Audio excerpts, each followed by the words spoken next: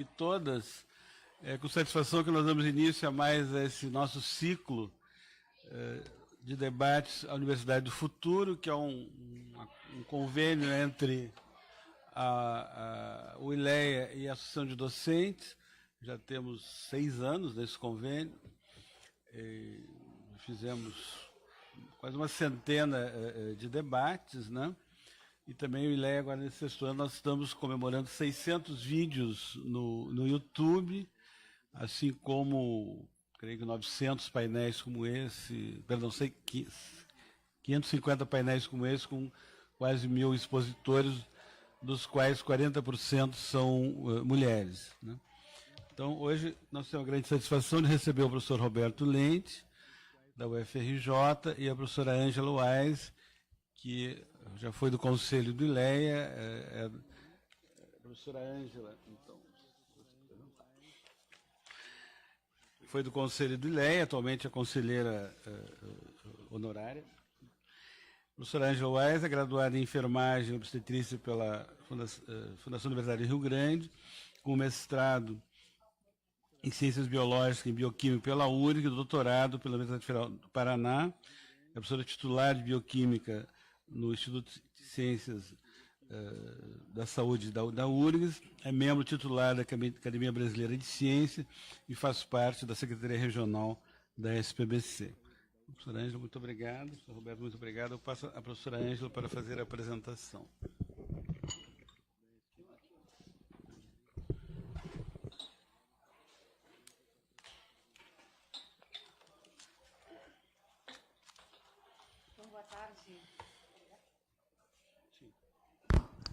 Boa tarde a todos e a todas. Então, é um prazer, agradeço ao professor José Vicente, o diretor do ILEA, pelo convite para participar dessa mesa e poder, então, apresentar o professor Roberto Lente, que é um orgulho para nós, é uma honra para nós recebê-lo na nossa casa. E então, eu gostaria, em primeiro lugar, de falar um pouquinho sobre o professor Roberto Lente.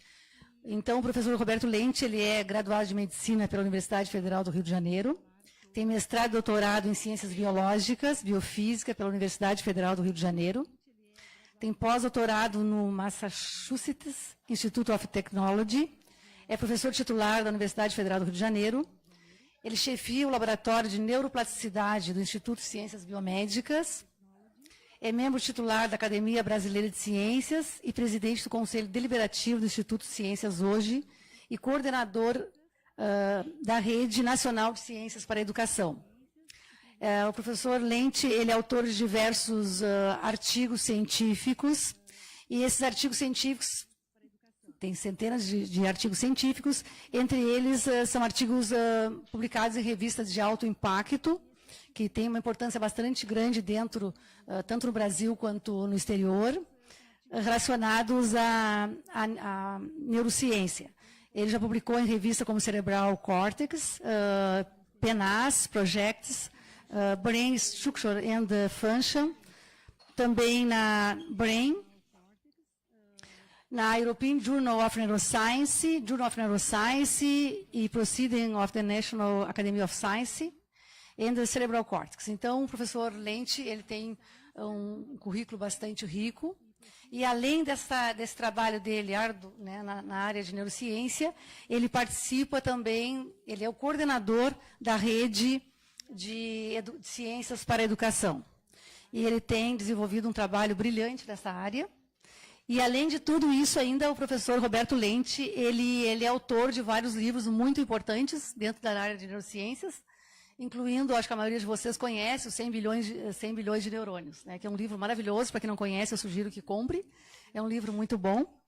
E, nos últimos tempos, ele escreveu esse livro aqui, Ciência para a Educação, que nós não temos aqui, não está à venda, mas vocês poderão adquirir na editora Ateneu, Ciência para a Educação, uma ponte entre dois mundos. É um livro bastante interessante. Tem na biblioteca do ILEA. Também ele escreveu fatores fisiológicos que influenciam sobre a educação, então o olhar de um neurocientista sobre a educação. E nos últimos, o último livro dele, esse livro aqui, que é muito lindo, O Cérebro Aprendiz. Então, esse livro está sendo vendido ali, ele poderá depois dar um autógrafo. Então, esse livro aqui é um livro que fala sobre a neuroplasticidade e educação. Ou seja, eu acho que ele vai falar um pouquinho sobre esse assunto na fala dele, que com certeza será muito interessante. Então, eu acho que o professor Lente, ele também, eu acho que não foi, ele faz parte também, ele ganhou um prêmio, ganhou vários prêmios, né? Entre eles um prêmio da TWAS, e também autor de diversos livros infanto-juvenis, e ele fundou ele começou essa rede lá em 1972 com a revista Ciência Hoje. Ele também foi um dos diretores e um dos criadores da revista Ciência Hoje, que a maioria de vocês deve já ter tido conhecimento. Então, é um prazer para nós. Eu acho que assim, a nossa universidade fica muito feliz e muito feliz de recebê-lo aqui. E, com certeza, eu acho que vai nos acrescentar a maioria do pessoal que está aqui, tem pessoas também assistindo Tem alunos também do Colégio de Aplicação que estão aqui, então não somente nós, professores ou técnicos administrativos ou alunos de pós-graduação, também tem alunos, né, do ensino básico. Então, com certeza, eu acho que será um trabalho, uma palestra bastante interessante. Eu agradeço ao professor José Vicente pelo acolhimento, né, que, afinal, nós demos as sugestões e o professor José Vicente, ele acolhe e agiliza essa vinda dos professores. Então, meu muito obrigada. E eu passo a palavra, então, ao professor Roberto Lente.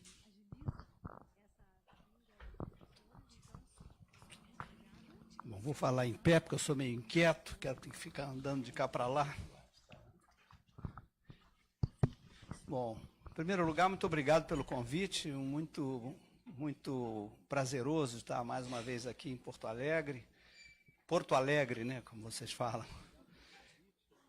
E sempre é bom rever vários amigos aqui da URGS.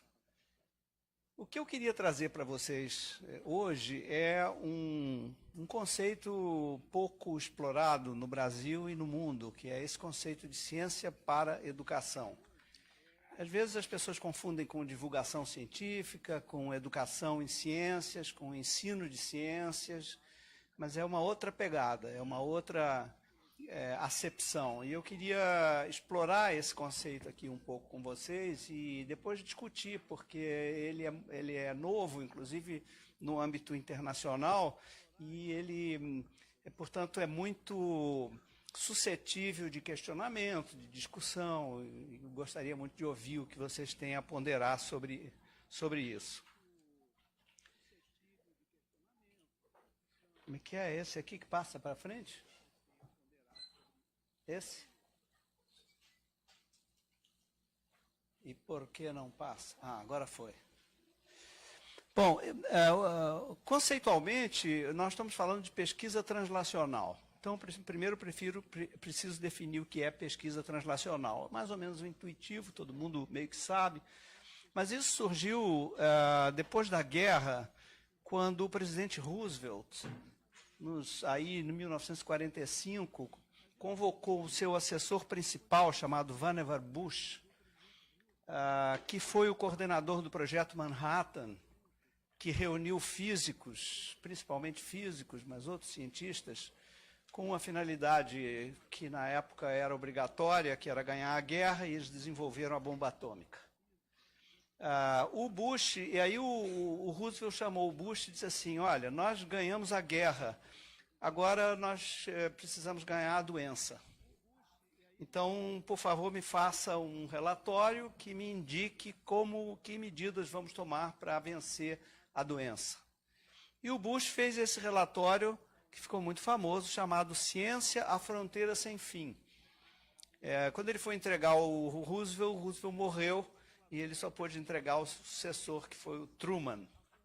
Mas desse trabalho do Vannevar Bush, surgiu o conceito de pesquisa translacional, principalmente aplicado à saúde, mas também às engenharias, e com isso houve aconteceu a fundação da National Science Foundation, Fundação Nacional de Ciência dos Estados Unidos, uma espécie de CNPq deles, e triplicou de tamanho o National Institutes of Health, que é uma espécie de Fiocruz, Fundação Oswaldo Cruz deles. Esse conceito de pesquisa translacional, principalmente aplicado à saúde, era conhecido como um conceito linear, no caso do Bush. Quer dizer, você teria uma pesquisa básica, que alguns pesquisadores fariam, disso resultariam aplicações, a pesquisa aplicada, e das aplicações a gente chegaria à inovação, geração de produtos, medicamentos, vacinas e assim por diante. Então, a gente iria dos conceitos fundamentais da pesquisa básica até a utilidade prática apropriada pela indústria, pelos governos, etc.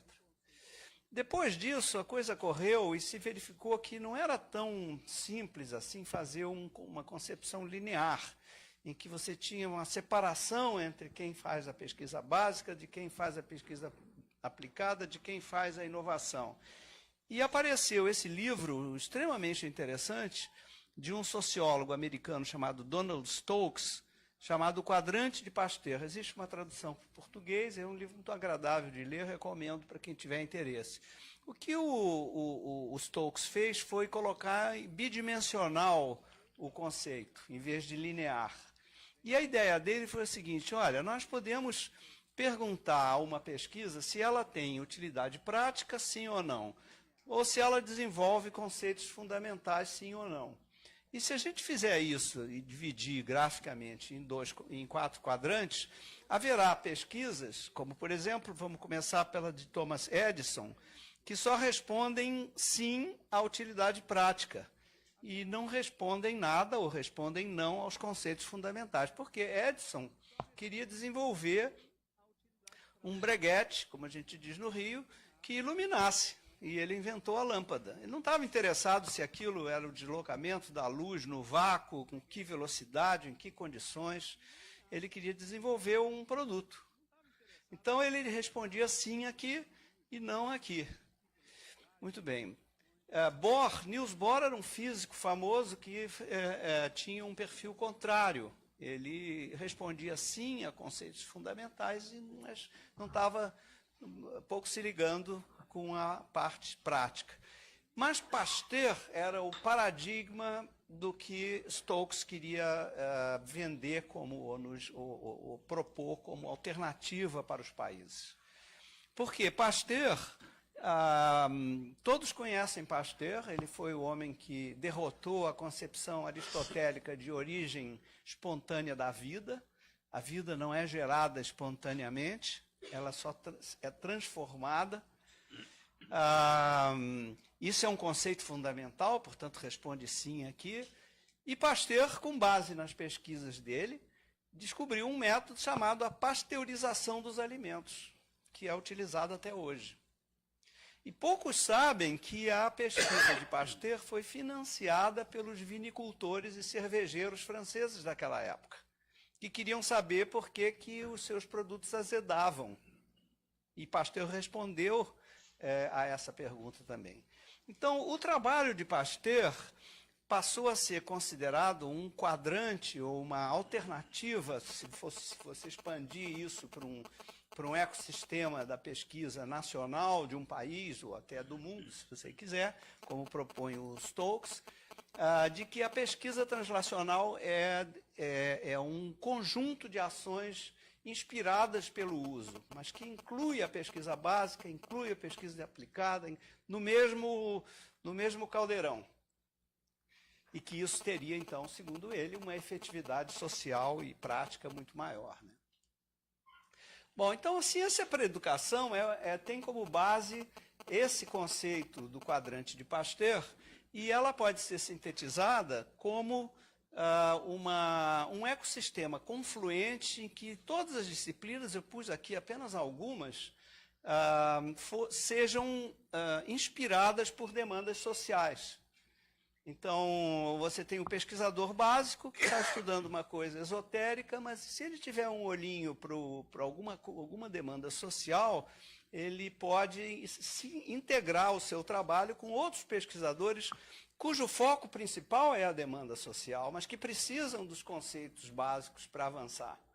Então, essa estrutura de convergência ou confluência das disciplinas é o que move esse conceito nosso de ciência para a educação. Muito bem, isso foi aplicado para a saúde com um grande sucesso internacional. Praticamente todos os países fazem isso, e a gente tem até uma expressão famosa chamada da bancada à beira do leito, que descreve esse tipo de pesquisa translacional. E a gente conhece muito bem os atores desse processo. Aqui do lado da bancada a gente tem as universidades, os professores, etc. Do lado do leito, os sistemas de saúde, os hospitais, médicos e tal, e empresas no meio.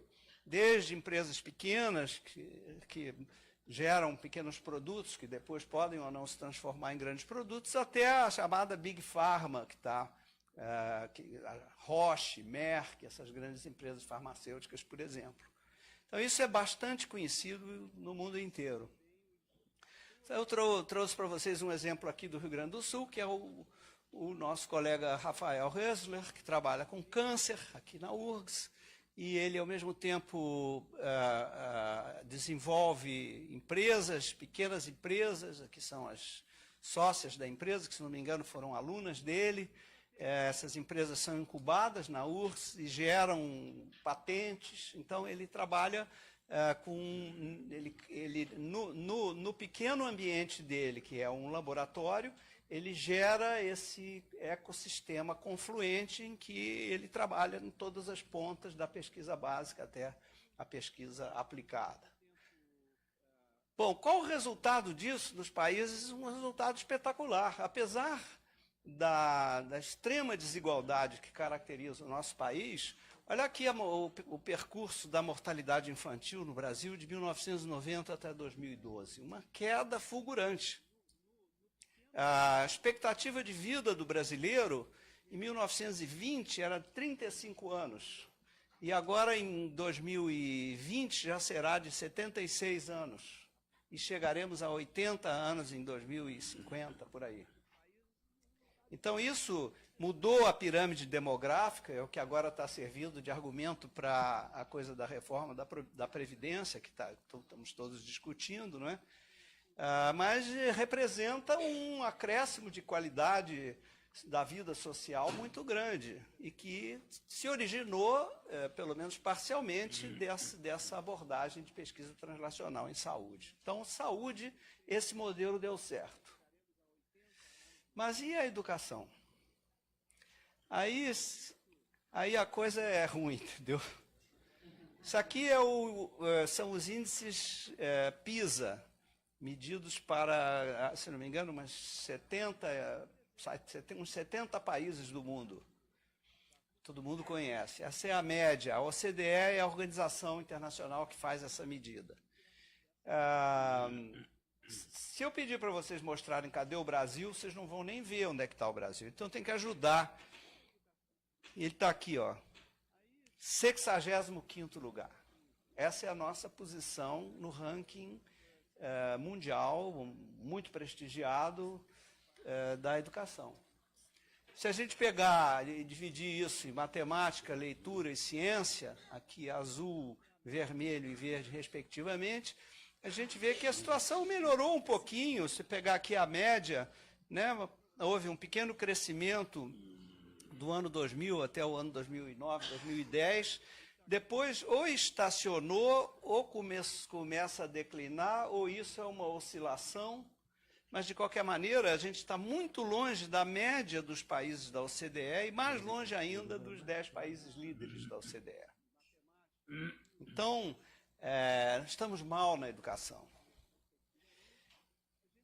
A gente advoga que isso aconteceu em parte, não exclusivamente, obviamente, porque a ciência não entrou na educação. A educação não tem como uma das suas alternativas as evidências produzidas pela ciência. Todas as ciências, não estou me referindo, eu sou um neurocientista, mas não estou me referindo aqui à neurociência. a todas as ciências de um modo geral, inclusive as ciências sociais. E será que é possível fazer pesquisa translacional em educação? Aí o termo seria, o jargão seria da bancada à sala de aula, em analogia com a bancada à beira do leito, não é isso? Os atores seriam muito semelhantes. A gente teria nas universidades pesquisadores, professores, alunos de pós-graduação, etc. Aqui do lado da sala de aula, os sistemas educacionais, o MEC, os professores, gestores e tal. E teríamos, por que não, aqui do lado, aqui no meio, intermediando empresas pequenas e empresas grandes, inclusive os próprios governos, que são empresas grandes. Os governos têm iniciativas, como, por exemplo, o FNDE, né, Fundação Nacional, né, Fundo Nacional de Desenvolvimento da Educação, né, que compra livros didáticos e são milhões e milhões de reais e de exemplares que são distribuídos a todas as escolas do país, né. Bom, será que é possível fazer pesquisa translacional em educação e obter resultados parecidos com aqueles que a gente obtém em saúde? Então, eu vou dar um exemplo do governo Temer, na posse do governo Temer. Infelizmente, a gente ainda não tem condições de dar exemplo nenhum do governo atual. Não é nenhuma crítica, porque não tem os exemplos ainda. Espero que não sejam ruins. Bom, a ver. Mas no governo Temer, esse aqui é o ministro Mendonça Filho, aqui era o presidente do Conselho Nacional de Educação, Eduardo Deschamps. O governo Temer contemplou a sala de aula, né, no polo de cá do processo, e olhou os indicadores. O Brasil tem indicadores, tem métricas para avaliar a educação bastante interessantes, bastante já tradicionais, tem vários níveis da educação. Então é possível avaliar bastante coisa sobre o que vai correndo na sala de aula. O que eu fiz? Eu apertei uma coisa.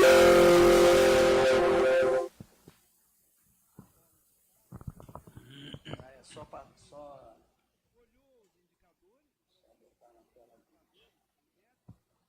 Foi? Foi. Desculpe.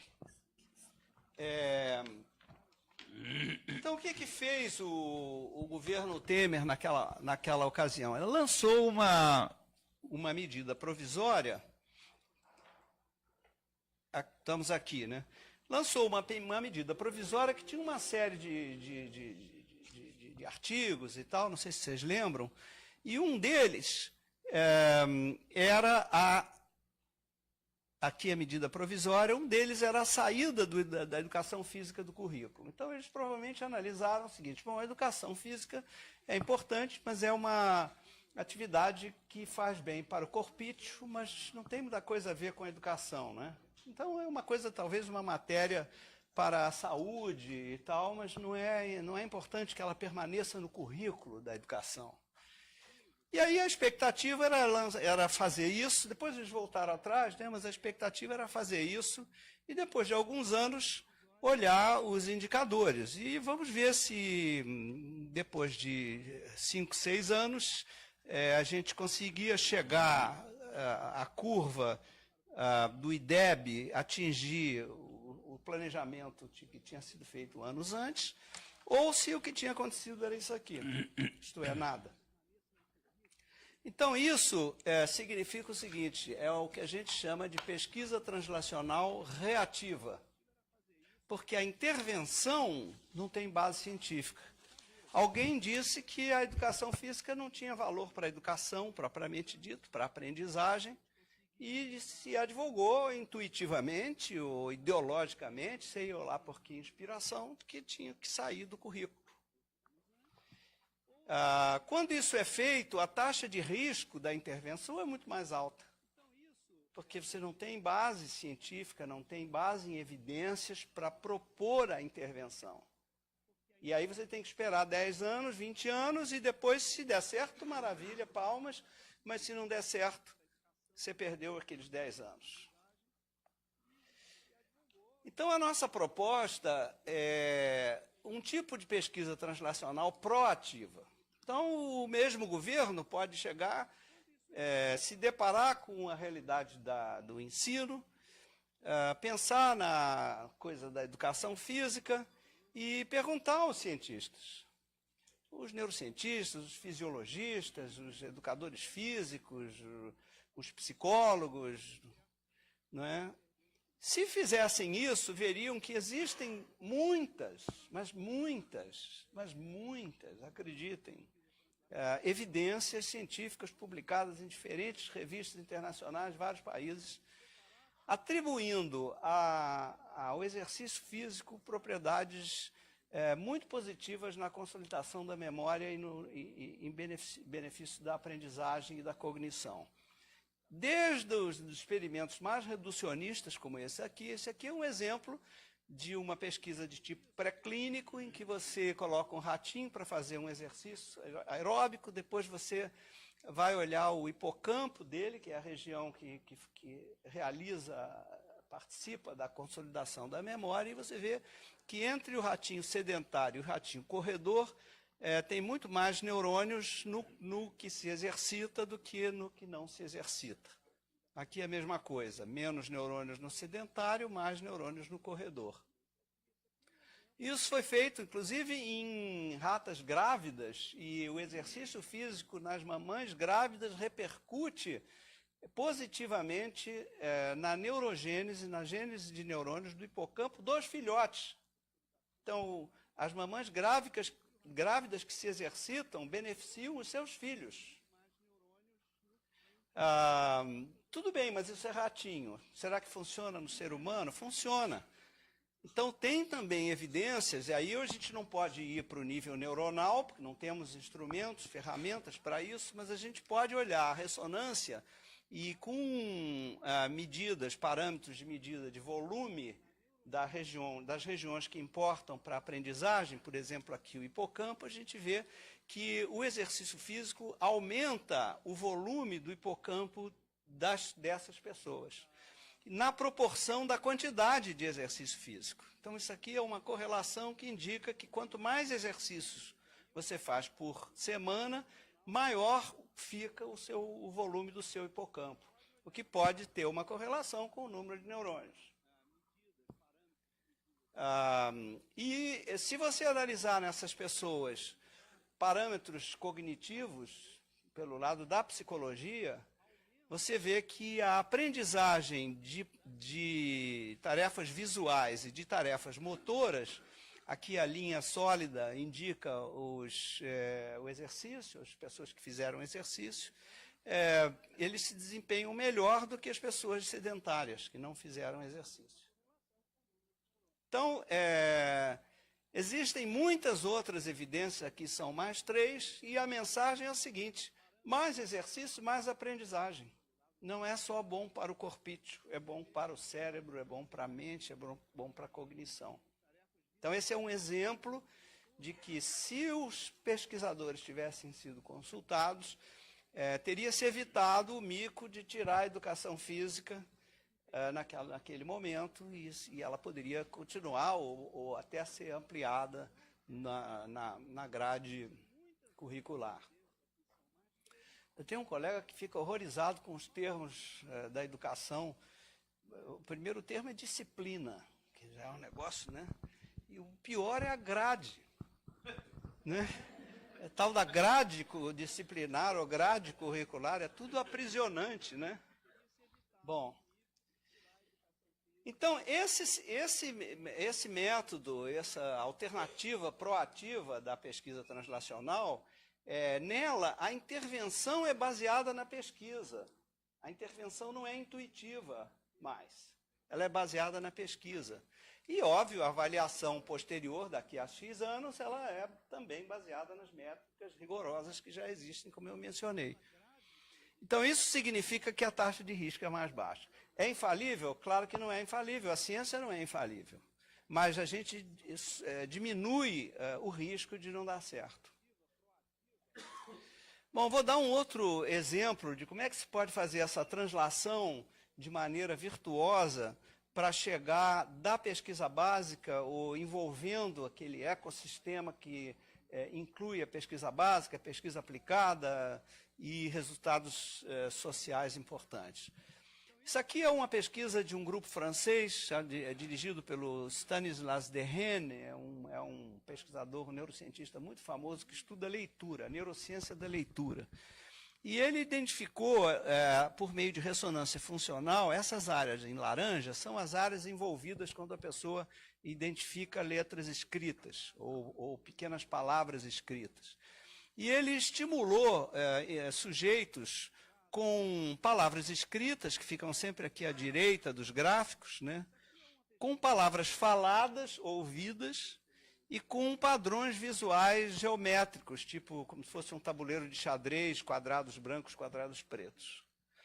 E usou várias coortes de sujeitos, alguns eram alfabetizados em vários níveis e outros eram analfabetos. Vamos pegar os extremos aqui, né? A curva verde e a curva roxa. Então, reparem que em todas essas regiões, a intensidade do sinal, quer dizer, a maior atividade neural da região, era sempre nos indivíduos alfabetizados e muito baixa nos indivíduos analfabetos. Isso vale para esta região, vale para esta região, vale para esta, vale para esta, Então, com isso, foi possível reconhecer a rede neural envolvida na leitura, avaliar o grau de ação, de atividade dessa rede neural em relação à alfabetização, à capacidade de leitura das pessoas. E isso teve como consequência o estudo dos disléxicos, uma das consequências, que é um problema, um transtorno importante que o professor tem que identificar em sala de aula. E que às vezes é difícil identificar, porque existem outras dificuldades que atingem as crianças, inclusive a insuficiência da própria estrutura escolar e da metodologia de ensino. E do nível socioeconômico, aspectos familiares, etc, etc. Mas nos disléxicos, olha aqui, se vocês compararem esse cérebro de cima, atividade cerebral durante a leitura, nos controles, crianças chamadas típicas e disléxicos, olha a diferença. Quase nenhuma atividade aqui, em relação aqui, muito pouca em relação aqui, muito pouca em relação aqui. Então, isso é uma característica do cérebro dos disléxicos. Bom, sabendo disso, será que eu posso reativar essas regiões nos disléxicos usando tecnologia? Mesmo que seja tecnologia simples. Então, isso foi feito por um grupo israelense, e a gente é um programa chamado RAP, Reading Acceleration Program, que a gente está tentando emular no Rio, criando um programa parecido chamado Aceletra. Eu vou fazer uma simulação em que consiste esse programa. Eu vou pedir para vocês prestarem atenção no que vai acontecer aqui. Vai aparecer uma sentença, e vocês vão ler essa sentença, e no slide seguinte eu vou fazer uma pequena múltipla escolha para vocês responderem se vocês compreenderam ou não a sentença. Então, essa é a sentença. E aí acontece isso aqui, ó. Mas vocês estão lendo confortavelmente, muito provavelmente. De modo que se eu perguntar se vocês compreenderam, vocês, 99% aqui, responderá corretamente. Agora eu posso fazer isso aqui, ó. Aí ficou mais difícil. Aí eu pergunto e o grau de acerto diminui muito. Porque eu acelerei muito o apagamento, vamos dizer, da sentença. Então, esse programa ele é baseado num treinamento em que a gente determina a velocidade ótima de cada indivíduo, de cada criança, na leitura, na sua leitura natural, e depois a gente começa a aumentar a velocidade de apagamento em 2% a cada trial, a cada teste. E quando a gente vai fazendo isso, a criança vai acelerando a leitura. Por quê? Porque aumenta o grau, a atenção, então a gente aumenta a atividade do córtex frontal, que é encarregado do controle executivo, que faz a criança prestar mais atenção no que ele está fazendo, nesse caso a leitura, não é? Aumenta a participação do córtex pré-frontal relacionado à memória de trabalho, porque ele grava mais na memória o que ele acabou de ler, porque já vai apagar, não é? E com isso, aumenta a atividade depois do tratamento. Aqui, amarelo é baixa atividade, vermelho alta atividade. Então, antes do tratamento dos disléxicos com o RAP, a atividade é relativamente baixa, aqui em amarelo muito baixa, aqui laranja mais ou menos, e ficou tudo vermelho, que é a maior atividade. E se você for analisar o tempo de leitura, depois do treinamento, você vai ver que os disléxicos têm esse tempo aqui, sem o treinamento, e os normais ou típicos, este tempo aqui. E depois do treinamento, os disléxicos alcançam os típicos. Só que o que eles não esperavam é que os típicos, os normais, também melhoram. Então, essa tecnologia se transformou não apenas num instrumento terapêutico para melhorar a performance dos disléxicos, mas também num instrumento de aperfeiçoamento ou aprimoramento da leitura das crianças normais. E eu não estou falando de leitura mecânica, estou falando de leitura com compreensão. Não é? Bom, então esse exemplo que eu acabei de dar, ele mostra que a gente pode ir desde a pesquisa básica, lá atrás, as regiões que formam a rede neural da leitura, até instrumentos que podem ser usados em sala de aula para aprimoramento da aprendizagem das crianças. Existem vários exemplos de estudos relacionados a sono, aprendizagem de matemática, a relação da música com a matemática. Tem muita coisa já feita que indica possibilidades de empregar essa alternativa, essa estratégia de pesquisa translacional proativa em educação. Qual é a expectativa nossa ao propor isso como algo que os gestores possam adotar como política pública? Então, veja só, se a gente pegar aquela curva do Brasil, do desempenho do Brasil na OCDE, estamos aqui, né? Então, vamos supor que eu tiro aqui uma média da derivada dessa curva de 2000 a 2015, e se eu aplicar essa mesma derivada aqui aos anos futuros, eu não sei quanto que eu vou atingir a média lá da OCDE. Isso para uma política educacional conservadora, ou para uma ausência de política, como é o caso atual. Agora, se eu puser vontade política e recursos, porque o pessoal sempre pode dizer, não, mas isso que você está dizendo é muito legal, muito importante e tal. Agora, precisa aumentar o salário dos professores que ganham um pouco, precisa melhorar a qualidade das escolas, precisa fazer turno único, dedicação exclusiva dos professores, enfim, 1000 problemas, óbvio. E como tudo no Brasil, a gente tem que trocar o pneu com a bicicleta andando, então não dá para a gente focar em uma coisa só. Então, o que eu chamo de política educacional acumuladora é o que a gente fez até o momento. Ninguém investiu em ciência para a educação, ninguém investiu em evidências científicas para implementar ações de educação, mas houve melhoras. E como é que eu expresso essa melhora? Eu pego, em vez de pegar, eu posso ignorar esse período mais declinante ou estável, e pegar a derivada que ocorreu aqui na década de 2000, 2010. E pego essa derivada, aplico aqui, aí eu consigo chegar a um ano reconhecível, que dá 2060. Então, se eu só fizer isso, recursos e vontade política, em 2060 talvez a gente atinja a média da OCDE.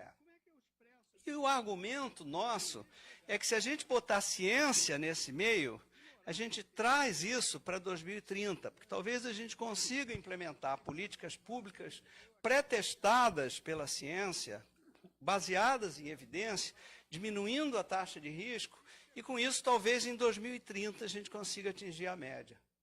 Isso, obviamente, se os demais países não descobrirem a mesma coisa, porque aí já nos atrasa uns 10 anos igualmente, né? Não conta para ninguém, pois é. Então, a ciência para a educação, ela, voltando àquele slide que eu passei no início, ela representa a confluência de várias disciplinas. Vejam aqui que não há preconceito de nenhuma, vale para fisiologia, tecnologias digitais, psicologia, sociologia, administração, o que vocês quiserem, inspiradas naquele modelo quadrante de Pasteur, inspiradas pela educação.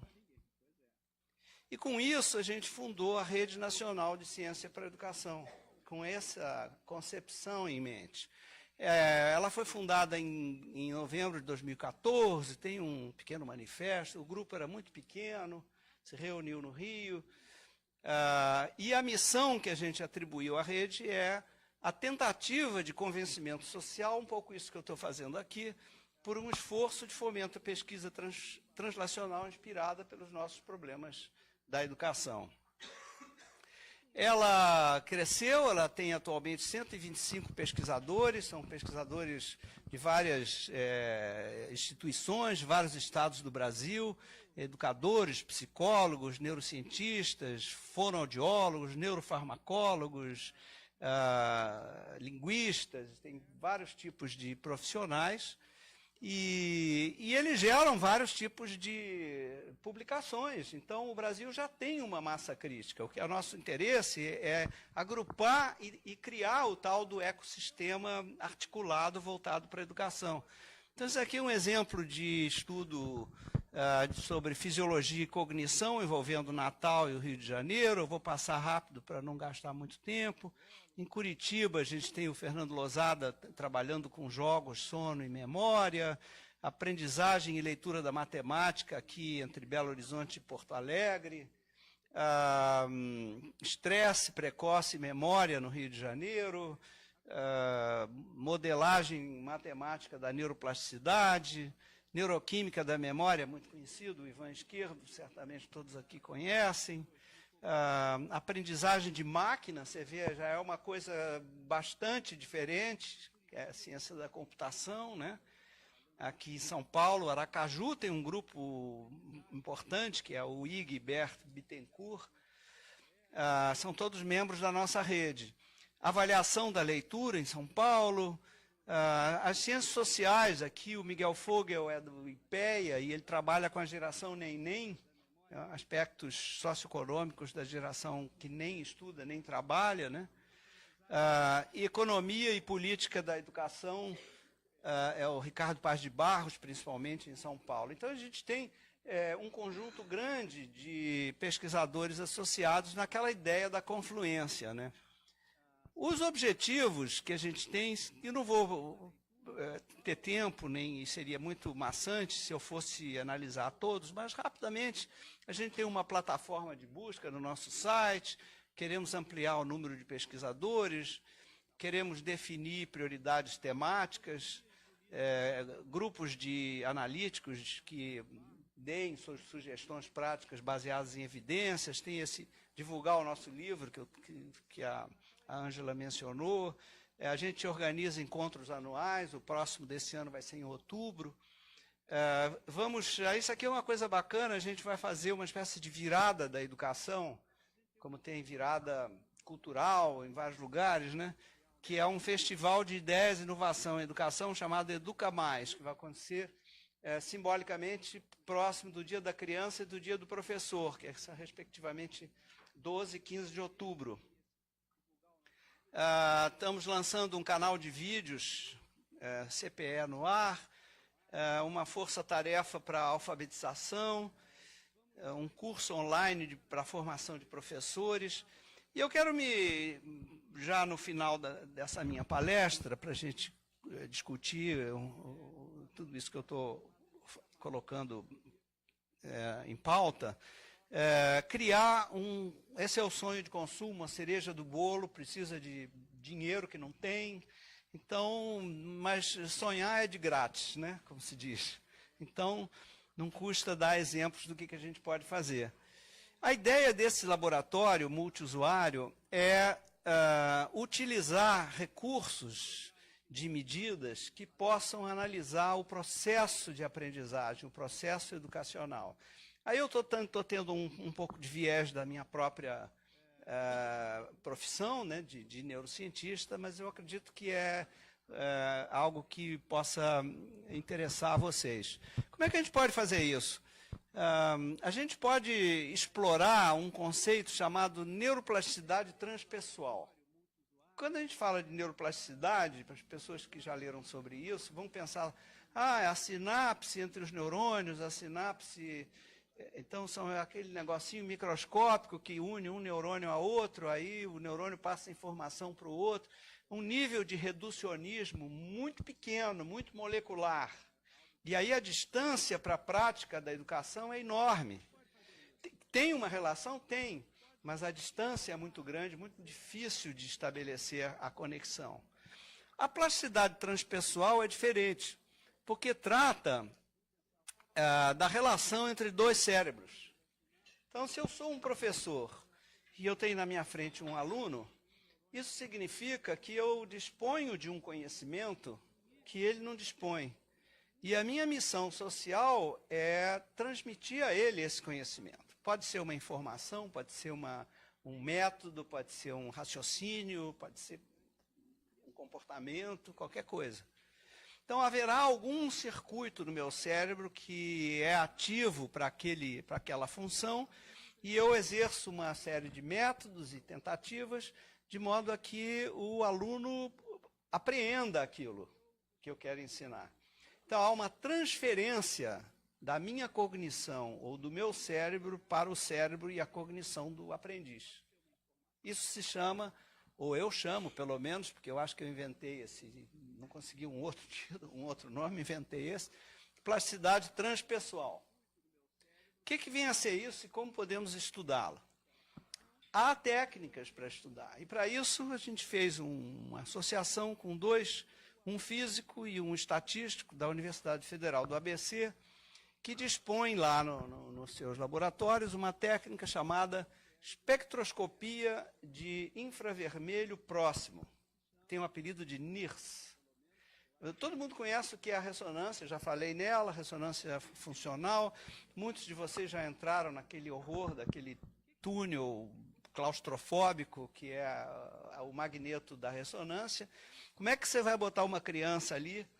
É muito difícil. Como é que você vai fazer a criança ficar quieta? Muito difícil. E como é que vai fazer a criança aprender alguma coisa? Mais difícil ainda. Então, a ressonância é muito boa, porque ela dá uma definição muito boa da atividade cerebral, mas ela é muito ruim, porque ela não permite experimentos realistas. A espectroscopia de infravermelho, ela obtém um sinal cerebral muito parecido com a ressonância funcional. É um emissor de infravermelho que entra aqui dentro do cérebro, faz essa curva e é captado por um sensor ao lado. E nesse processo, essa radiação, que é inócua para o tecido cerebral, ela é absorvida pelo sangue, pela hemoglobina principalmente, que está circulando. E nas regiões que tem mais atividade, tem mais hemoglobina. Isso significa que eu posso dizer quais as regiões que estão mais ativas quando a criança está fazendo, ou quando a pessoa que está sendo testada está fazendo alguma ação. E você pode botar essa touquinha no professor, na professora, e também você pode botar na criança. É uma touquinha assim, as crianças adoram. Aí, se você disser para ela que ela vai entrar numa nave espacial e vai fazer o teste na nave espacial, ela ama. Então, a gente fez uma coisa parecida. O primeiro experimento que eu quero mostrar para vocês, a título de exemplo, é uma criança, aqui está meio escura a foto, mas aqui tem uma criança com a touquinha de astronauta e a professora com a touquinha de astronauta também. E a criança tem na sua frente um jogo em que ela vai aprender a somar números inteiros.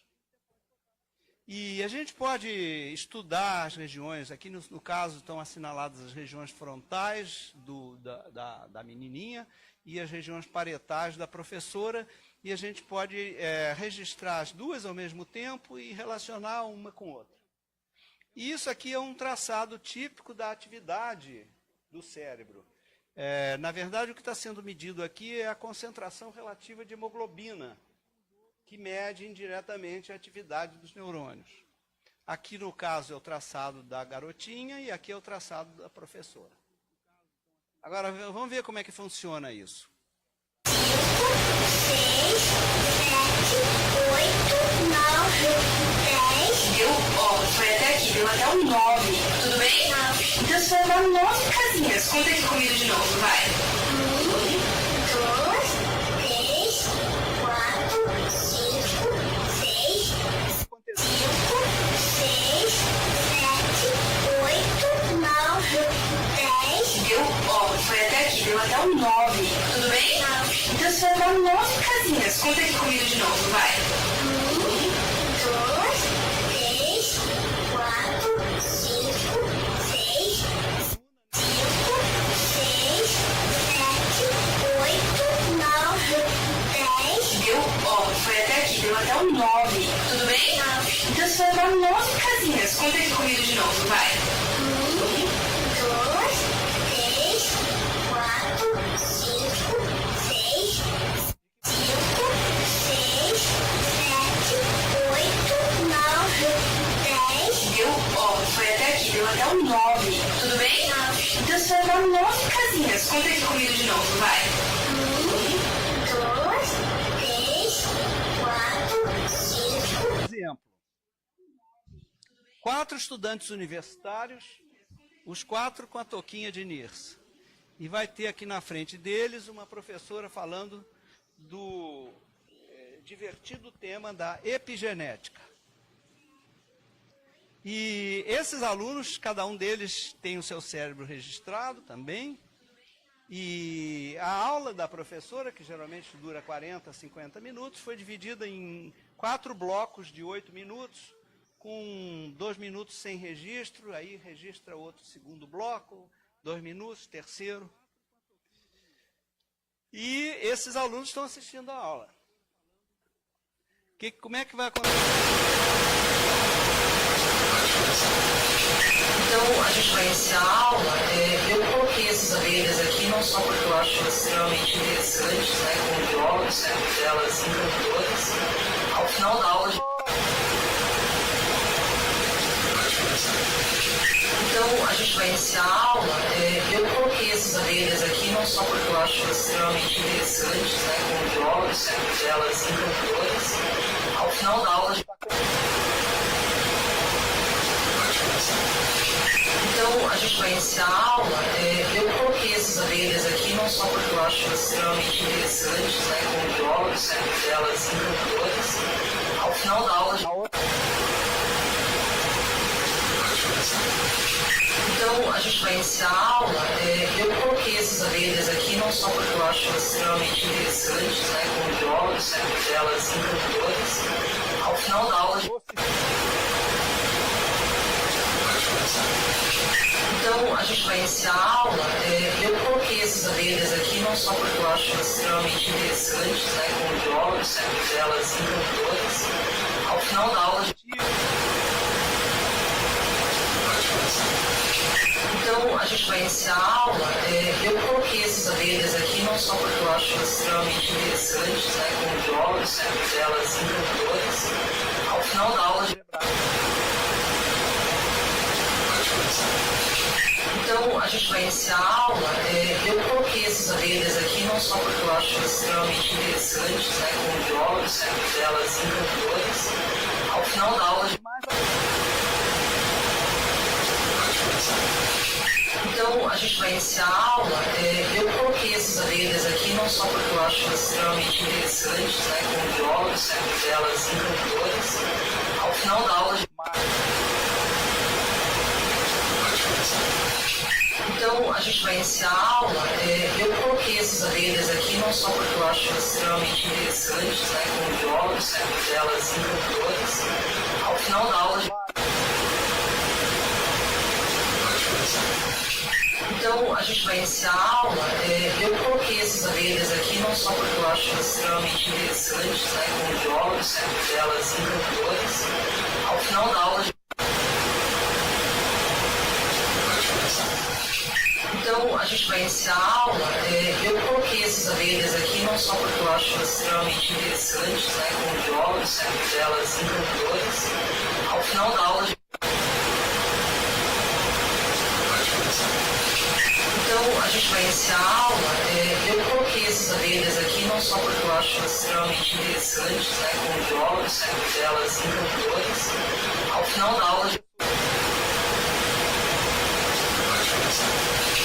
então a gente vai iniciar a aula, eu coloquei essas abelhas aqui não só porque eu acho extremamente interessantes, né, como biólogos, sempre delas encantadoras. Ao final da aula, então a gente vai iniciar a aula, eu coloquei essas abelhas aqui não só porque eu acho extremamente interessantes, né, como biólogos, sempre delas encantadoras. Ao final da aula, então a gente vai iniciar a aula, eu coloquei essas abelhas aqui não só porque eu acho extremamente interessantes, né, como biólogos, sempre delas encantadoras. Ao final da aula, então a gente vai iniciar a aula, eu coloquei essas abelhas aqui não só porque eu acho extremamente interessantes, né, como biólogos, sempre delas encantadoras. Ao final da aula, então a gente vai iniciar a aula, eu coloquei essas abelhas aqui não só porque eu acho extremamente interessantes, né, como biólogos, sempre delas encantadoras. Ao final da aula, então a gente vai iniciar a aula, eu coloquei essas abelhas aqui não só porque eu acho extremamente interessantes, né, como biólogos, sempre delas encantadoras. Ao final da aula, então a gente vai iniciar a aula, eu coloquei essas abelhas aqui não só porque eu acho que é o último para eu terminar e a gente conversar. Nesse caso aqui, a atividade cerebral foi associada a um rastreador ocular, eye tracking. No rastreador ocular, a gente tem duas informações. Primeiro, aqui esse círculozinho verde indica o local do foco atencional da pessoa, da criança ali no caso. Então, se o círculo verde está aqui nessa posição, é que a criança está prestando atenção aqui. Tem dois tipos de atenção, uma atenção explícita e uma atenção implícita.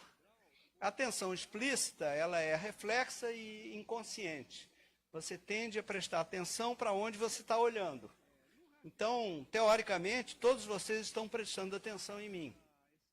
Só que existe, para atrapalhar as coisas, a atenção implícita. Então, vocês podem estar olhando para mim, mas a atenção está focada numa pessoa muito interessante que está do lado de lá. E você está olhando para a pessoa do lado de lá. Você está prestando atenção lá, você desatrelou a atenção da visão. Bom, mas vamos supor que a atenção explícita, ela domina, porque ela é reflexo, inconsciente, etc. Então, eu estou medindo aqui a atenção explícita desse menino aqui, quando a professora vai falar. Vocês vão ver o vídeo daqui a pouco. Isso me dá uma outra informação também, que é esse círculo púrpura, que indica o diâmetro pupilar. Então, o diâmetro pupilar, ele me diz o seguinte: dado um certo diâmetro adaptado à luminosidade ambiente, a sua pupila não fica parada, a luz está estável, a luminosidade, mas a sua pupila fica dando pequenos tremeliques assim. Então, quando ela contrai, isso é um sinal de o grau de atenção aumentou. Quando ela dilata um pouquinho, o grau de atenção diminuiu. Então, o diâmetro pupilar mede o grau de atenção que você está prestando àquilo que você está vendo. Então, esse rastreador ocular permite as duas informações. O vídeo que eu vou mostrar não vai me permitir dar informações sobre o grau, mas vai me dar informações muito interessantes sobre o foco atencional. E aqui eu tenho, naturalmente, o registro cerebral, que nesse caso aqui não vou mencionar, porque já mencionei antes. Então, olha como a... Nosso sistema solar. Aí, um pouquinho mais pertinho dele, veio um planeta chamado Mercúrio, que vem do planeta pequenininho. Se ele está bem perto do Sol, você acha que ele é quente ou frio? Quente. Muito bem. Depois dele vem um outro, que se chama Vênus, certo? Está só um pouquinho mais afastado. E também você acha que é quente ou frio? Nosso sistema solar. Aí, um pouquinho mais pertinho dele, vem um planeta chamado Mercúrio, que vem quando é pequenininho. Se ele está bem perto do Sol, você acha que ele é quente ou frio? Quente, muito bem. Depois dele vem um outro, que se chama Vênus, tá certo? Está só um pouquinho mais afastado. E também você acha que é quente ou frio? O seu sistema solar. Aí um pouquinho mais pertinho dele, vem um planeta chamado Mercúrio, que vem quando é pequenininho. Se ele está bem perto do Sol, você acha que ele é quente ou frio? Quente, muito bem. Depois dele vem um outro, que se chama Vênus, tá certo? Está só um pouquinho mais afastado. E também você acha que é quente ou frio? Claro que se eu estou dando aula para uma turma como vocês, quantos tem aqui, 50, 60 pessoas, não dá para ter a mesma empatia, porque são muitos. Então isso também já é um ensinamento. Como precisa de empatia, vamos diminuir as turmas. Porque não dá para uma professora, eu dou aula para medicina sem alunos. Não há empatia, não é? Então, esse terceiro exemplo mostra também que esses recursos podem servir para instruir a gente sobre metodologias de ensino e, portanto, criar um conjunto de evidências que possam orientar as políticas públicas para metodologias melhores, piores, mais eficazes, menos eficazes, etc. Já estou terminando. Só meus últimos slides são para dizer que a rede visa construir ou estabilizar, não sei bem, uma ponte entre o lado da ciência e o lado da educação, que não se falam muito bem. Os educadores, muitas vezes, não querem ouvir os cientistas, e muitas vezes os cientistas são bastante arrogantes para não querer ouvir os professores, e a gente quer estreitar isso e criar uma ponte entre esses dois mundos para criar o tal do ecossistema que permita a gente avançar mais rapidamente na educação. Esse aqui é o livro que a Ângela mencionou, que é o livro da rede, e muito obrigado, então, pela atenção de vocês. Queria poder me discutir.